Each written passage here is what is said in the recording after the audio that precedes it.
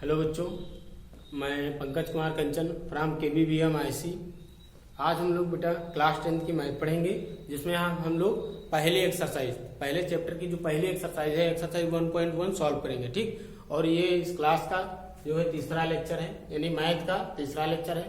Second lecture में हम लोगों ने क्वेश्चन नंबर 3 तक सॉल्व किया था, तो आज हम लोग इस लेक्चर में क्वेश्चन नंबर 4 सॉल्व करते हैं। ठीक, तो क्वेश्चन नंबर 4 जैसा कि यहाँ पर लिखा गया है, क्वेश्चन नंबर 4 यूक्लिड विभाजन प्रमेयिका का प्रयोग करके क्या बताया गया है क्वेश्चन नंबर 4 में कि यूक्लिड विभाजन प्रमेयिका का प्रयोग करके दर्शाइए कि किसी धनात्मक पूर्णांक का वर्ग किसी पूर्णांक m के लिए, किसी पूर्णांक स्मॉल m के लिए 3m या 3m+1 के रूप का होता है। ठीक, अब ध्यान दीजिए, यहाँ पर कोई पूर्णांक कहा किसी धनात्मक पूर्णांक, तो पूर्णांक दिया नहीं गया, ठीक है ना। तो हम लोग क्या करेंगे, उस पूर्णांक को यहाँ पर मान लेंगे। ठीक, तो उस पूर्णांक जो मानेंगे उसका जो वर्ग होगा किसी पूर्णांक m के लिए 3m या 3m+1 के रूप का होना चाहिए, ये यहाँ पर दर्शाना है।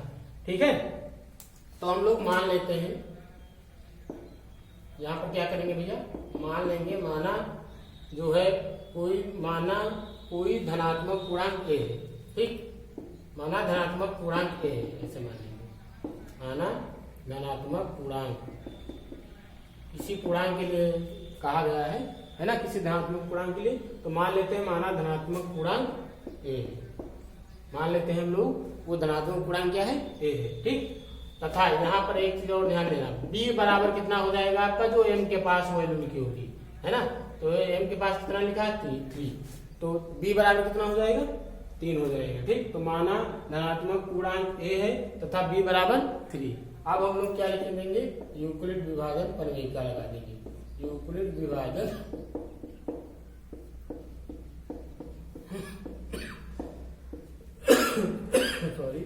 यूक्लिड विभाजन प्रमेयिका से। तो यूक्लिड विभाजन प्रमेयिका हमारी क्या होती है, a = bq+r। क्या होता है भैया, a बराबर bq+r, जहां हमारा जो r होता है वो 0 की क्या होता है, 0 से बड़ा या उसके बराबर, और b से क्या होता है छोटा, यानी r की वैल्यू 0 से लेते हैं हम लोग, और b से 0 से शुरुआत करते हैं, यानी 0 से स्टार्ट करते हैं r की वैल्यू लेना, और b से कम तक लेते हैं, है ना। यानी r > 0 एंड लेस देन क्या होना चाहिए b, है ना। तो यहाँ पर r की, इसलिए r का जो संभावित मान होंगे वो क्या हो जाएंगे 0, 1, 2। ठीक, r का मान कहाँ से शुरू होगा, 0 से लेकर के 2 तक होगा, क्यों, क्योंकि b का मान 3 है और 3 लेना नहीं है, r का मान 3 से छोटा है, तो 3 से छोटा है यानी r का मान कहाँ तक लिया जाएगा 2 तक, और कहाँ से शुरू होगा b से आपका शुरू हो जाएगा। ठीक, तो ये जो है r के मान हो गए संभावित मान। r के जितने मान निकलते हैं उतने ही क्या बनते हैं, उतने केसेस बनते हैं। ठीक, क्योंकि यहाँ पर हम लोग r बराबर 0 रखेंगे, फिर 1 रखेंगे, फिर 2 रखेंगे, है ना। तो अब यहाँ पर हम लोग r बराबर क्या लिखेंगे, 0 रखने पर, r बराबर 0 रखने पर। ठीक, तो r बराबर 0 रख दिया जाए, तो a बराबर, अब b बराबर कितना रखना है, 3 रखना है, तो 3q+0, यानी कि a बराबर कितना आ गया 3q। ठीक,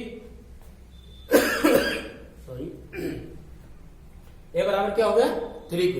अब इस धनात्मक पूर्णांक का क्या बताना है, वर्ग, कह रहा है वर्ग, तो दोनों पक्षों का यहाँ पर क्या करना पड़ेगा, वर्ग करना पड़ेगा, दोनों पक्षों का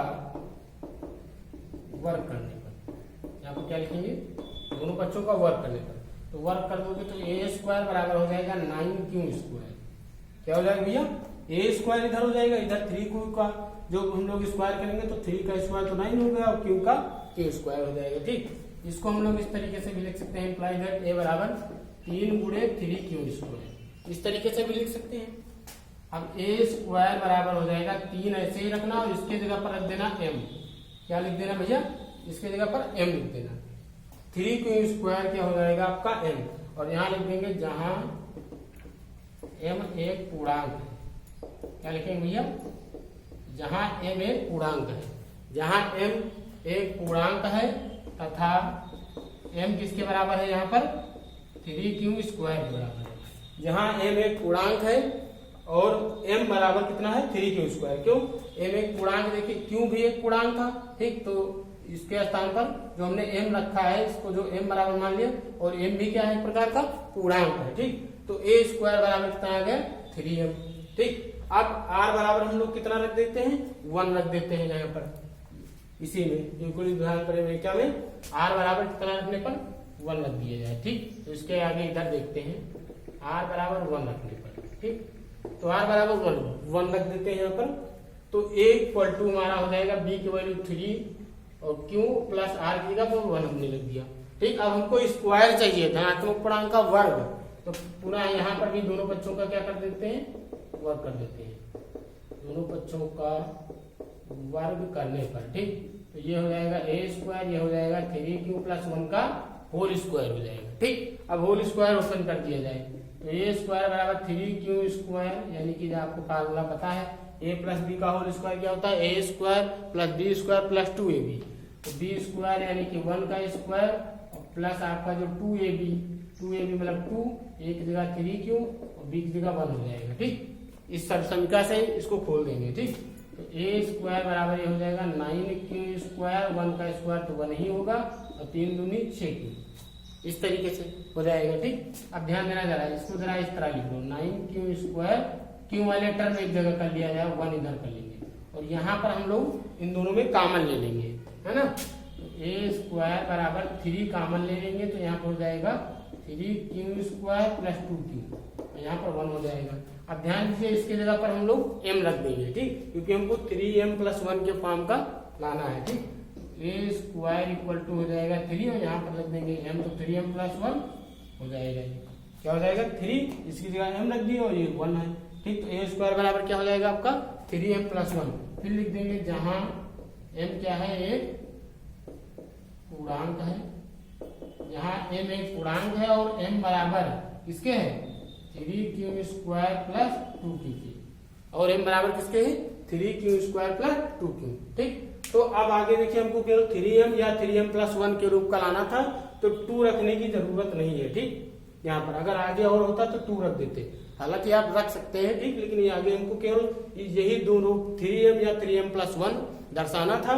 तो ये आपका देखिए a स्क्वायर, और a क्या था, हमको वही धनात्मक पूर्णांक माने थे, तो धनात्मक पूर्णांक का वर्ग, a स्क्वायर को हम क्या कह सकते हैं, धनात्मक पूर्णांक का वर्ग। देखिए 3m हो गया, और यही धनात्मक पूर्णांक का वर्ग देखिए 3m प्लस 1 आया है यहाँ पर। तो इस तरीके से हम लोग कह सकते हैं, यूक्लिड विभाजन परिमेय से ये दर्शा सकते हैं कि जो है कोई धनात्मक पूर्णांक जिसको हमने यहाँ पर a माना है, वो किसी पूर्णांक m के लिए 3m और 3m प्लस 1 के रूप का होता है। ठीक, तो यहाँ पर इस तरह हम लोग लिख सकते हैं, अर्थात अतः या इस प्रकार या स्पष्ट है कि किसी धनात्मक पूर्णांक का वर्ग किसी पूर्णांक m के लिए 3m या 3m प्लस 1 के रूप का होता है। ठीक, अब इस तरीके से हमारा क्वेश्चन नंबर 4 हो गया।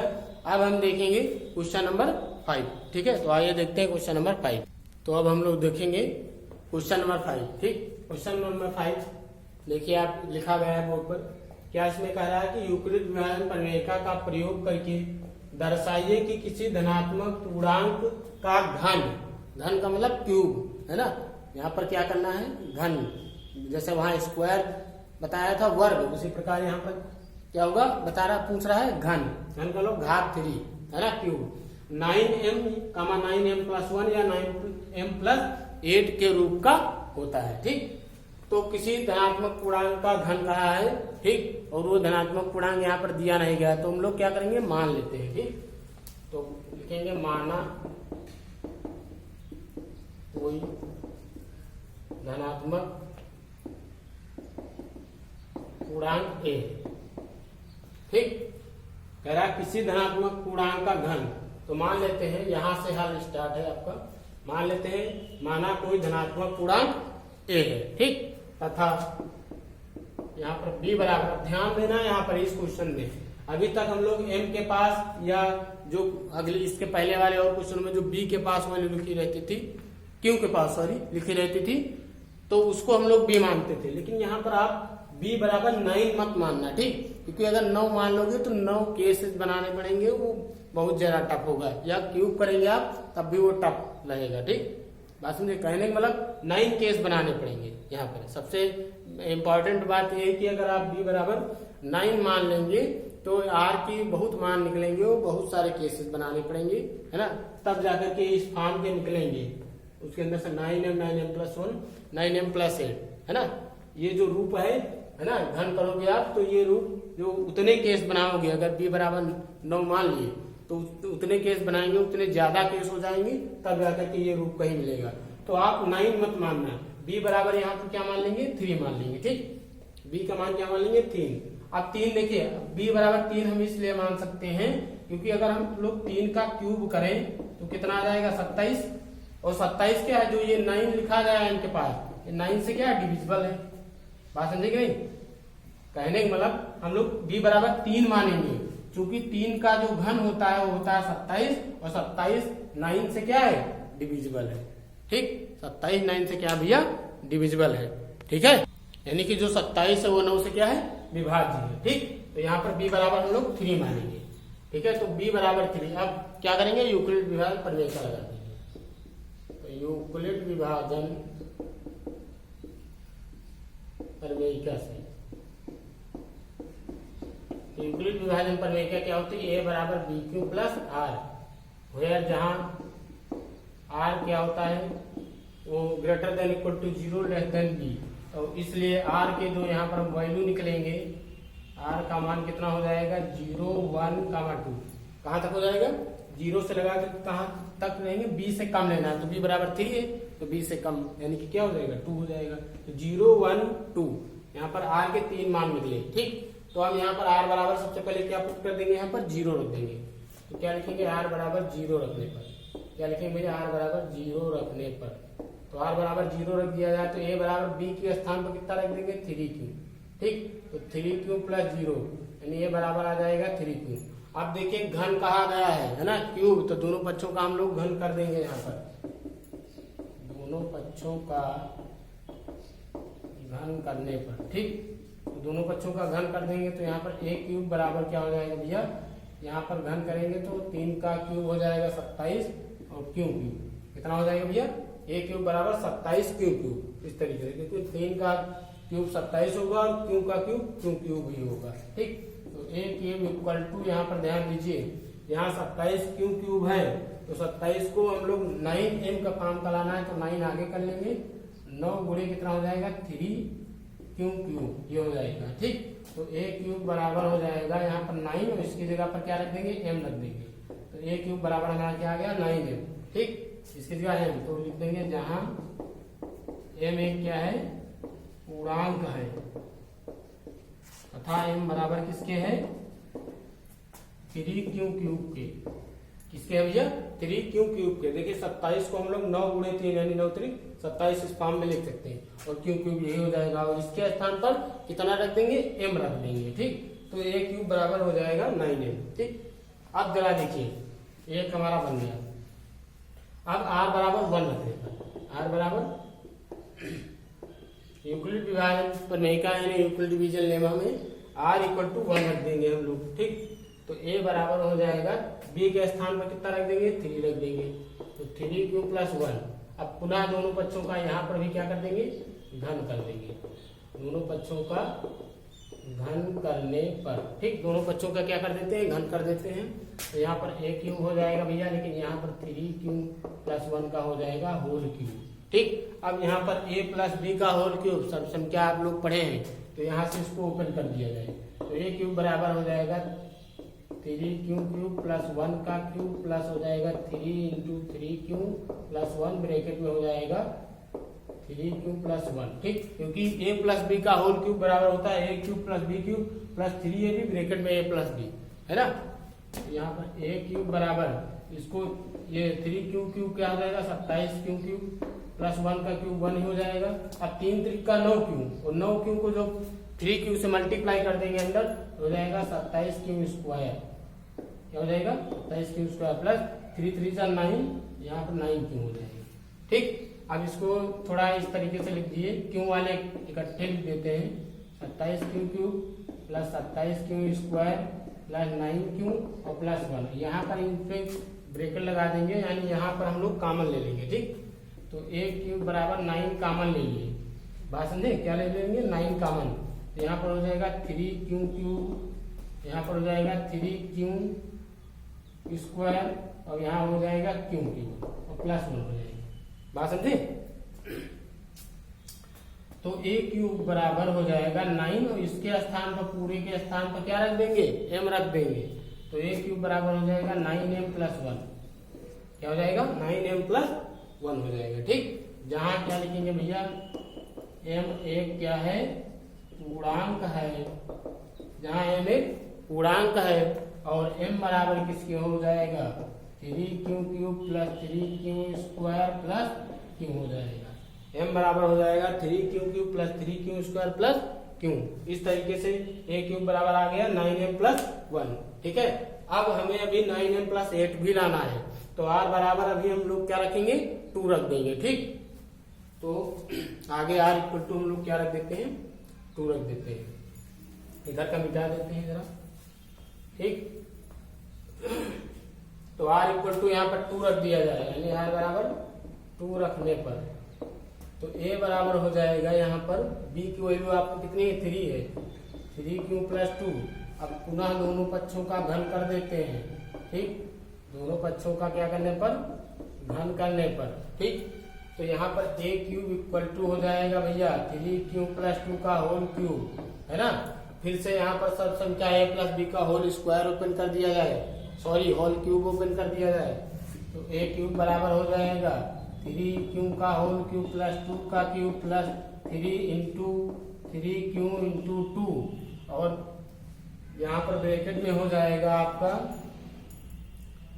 3q प्लस 2, है ना, यानी कि a cube plus b cube plus 3ab और ब्रैकेट में a प्लस b, है ना। तो यहाँ पर 3q क्यूब हो जाएगा 27q क्यूब प्लस हो जाएगा 2 का क्यूब 8 हो जाएगा। अब 3 3 जा 9, 9 2 जा 18, 3 3 का 9 18, तो 3 क्यू से गुणा कर दोगे तो 18 3 54 क्यू स्क्वायर हो जाएगा, है ना। और यहाँ पर 18 गुना 36 क्यू बचेगा यहाँ पर। ठीक, अब देखिए क्यू वाले इकट्ठे कर लिया जाए तो 27 क्यू क्यूब प्लस हो जाएगा 54 क्यू स्क्वायर प्लस हो जाएगा 36 क्यू और प्लस यहाँ पर आपका बचा 8। ठीक, अब यहाँ और यहाँ इसमें हम लोग कॉमन ले लेते हैं 9, तो 9 कॉमन ले लेंगे तो यहाँ पर हो जाएगा 3q cube plus 9 54 6q square plus यहाँ पर कितना बचा? 9 4 36 4q प्लस का 8 हो जाएगा यहाँ पर आपका। ठीक है, प्लस का भैया 8 यहाँ पर लिखा गया है।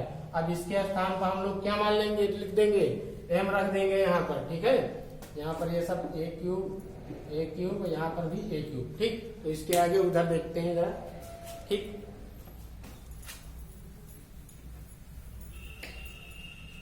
अब ध्यान दीजिए इसके स्थान पर m रख दिया गया जब, तो a क्यूब बराबर कितना हो गया हमारा? यहाँ पर 9m प्लस 8 कितना हो गया? 9m प्लस 8 लिख देंगे, जहां m एक पूर्णांक है। क्या लिखेंगे भैया? m एक पूर्णांक है। ठीक है, तथा m बराबर कितना रखा गया है? m बराबर क्या माना गया है? 3q cube plus 6q square और प्लस भैया हमारा क्या हो जाएगा यहाँ पर? 4q प्लस कितना है? 4q। तो जहाँ m पूर्णांक है तथा m बराबर 3q cube plus 6q square plus 4q। ठीक, तो इस तरीके से हमने देखा कि जो हमने कोई धनात्मक पूर्णांक a माना था वो हमारा किस रूप में आ गया? 9m प्लस 1 या 9m प्लस 8 के रूप का, है ना। तो इस प्रकार हम लोग शो कर सकते हैं, दर्शा सकते हैं कि किसी यूक्लिड विभाजन प्रमेय का प्रयोग करके कि किसी धनात्मक पूर्णांक का जो घन है वो 9m या 9m प्लस 1 या 9m प्लस 8 के रूप का होता है। ठीक है भैया, तो इस तरीके से आपकी जो पहली एक्सरसाइज दी गई थी यहाँ पर देखिए आप, ये एनसीईआरटी बुक है, प्रश्नावली 1.1, ये 5 क्वेश्चन दिए गए थे, तो पांचों क्वेश्चन क्या हो गए आपके? सॉल्व हो गए।